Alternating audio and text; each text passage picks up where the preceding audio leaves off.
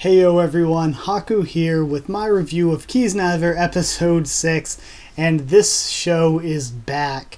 Now, I said that last episode, the first 4 were really amazing, and then episode 5 was a huge drop down. Well, it shot back up again. This episode was great. I'm just going to break it down part by part and then give my general thoughts, and kind of give the general thoughts throughout, but just overall, this was really good storytelling, and it did well for sort of the psychological mystery aspect of the show because it really made me want to watch more. It made me want to know more about the story, you know? So we start off with Maki and that girl, and we find her name is Ruru.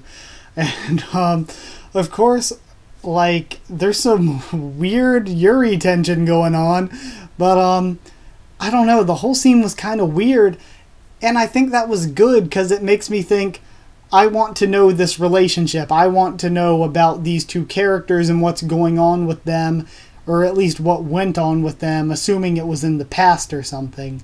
So, I really am interested in what's going on with those characters, and it really breathes some more life into the story going forward, because I want to know about everyone's past, kind of, but especially now, I like where they're going with this Maki storyline. Then next up, the opening came, and like I said, it took a few episodes to get used to it, but that episode, the opening is so hype now. The opening really gets me hype at the beginning of every episode now. I've really grown to love it. So everybody but Yuta is hanging out now, and we find out that, we took a flashback to the end of last episode's challenge or whatever, and we find out that everyone's being connected through their emotions now as well. And the emotional pain works kind of like the physical pain, where when it happens, they feel it, but they don't really feel the residual pain. If something happens that makes somebody feel bad, they feel it emotionally, but it doesn't, linger.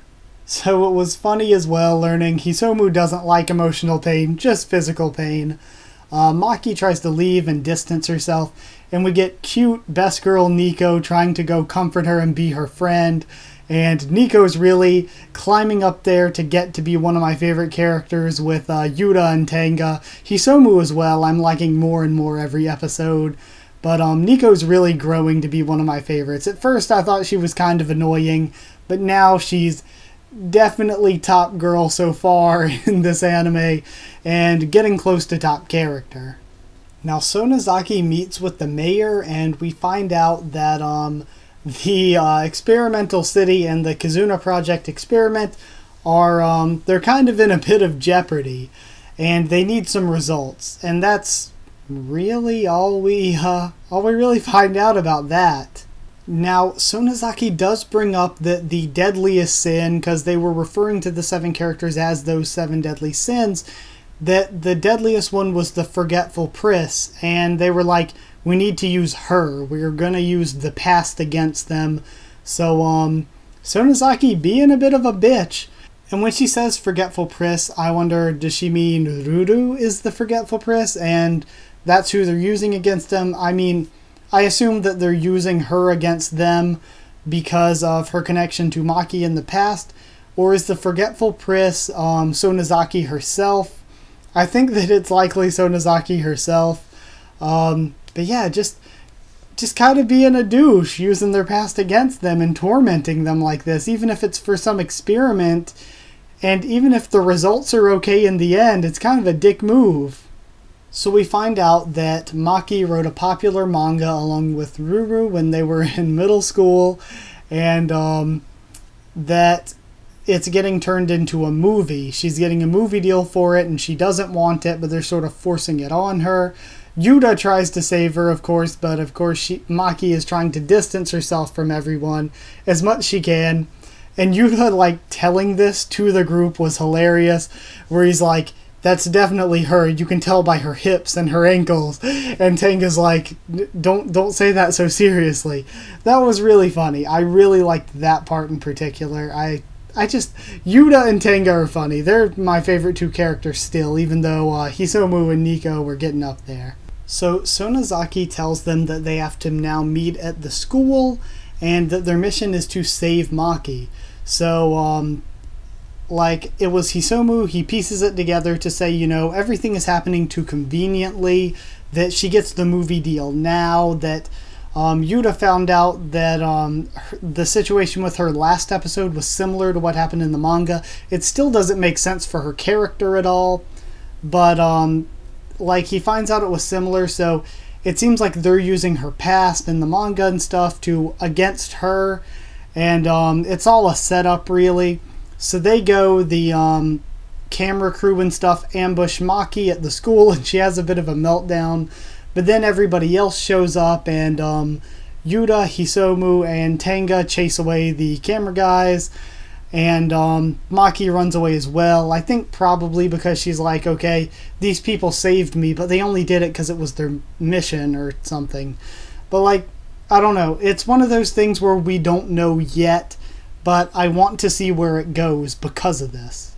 So the next scene with, like, Nico and everybody feeling the pain was so amazing, because we get, like, oh, the music is so good for this scene, and we find out Katsuhira actually feels pain, and, like, he felt the pain from Maki, and Nico's speech about how, well, at least she's only feeling 1/7 because we took the other 6/7 away.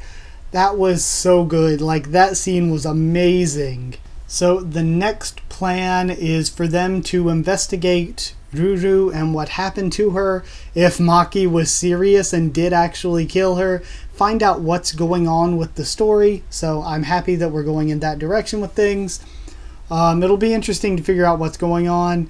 And Katsuhira goes and meets with Sonozaki. So, oh man, it was so good. Like, and she's playing the piano and stuff.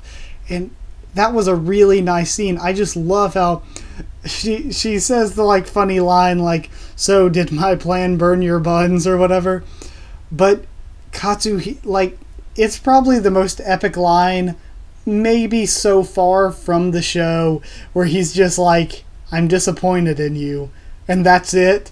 Like, that was amazing. That was a good line, just, I'm disappointed in you. So, music and animation, super high quality for this episode, of course. Like, the story quality, way better. Maybe not as good as the first 4 episodes, but a lot better than last episode. Definitely very, very good. Just pretty much all of this was very, very good. Yeah, the only things I can say were not good is maybe it wasn't as entertaining as the first 4, but it was definitely deeper than most of them. So it's kind of a give and take sort of thing. It was very good. Definitely not perfect. Definitely not the best, but very good. And I guess I'm going to give it 8.5 burnt buns out of 10.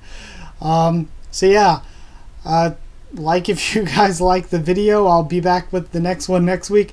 Comment down there and tell me what your thoughts are and what you thought of my review. Hopefully it didn't burn your buns.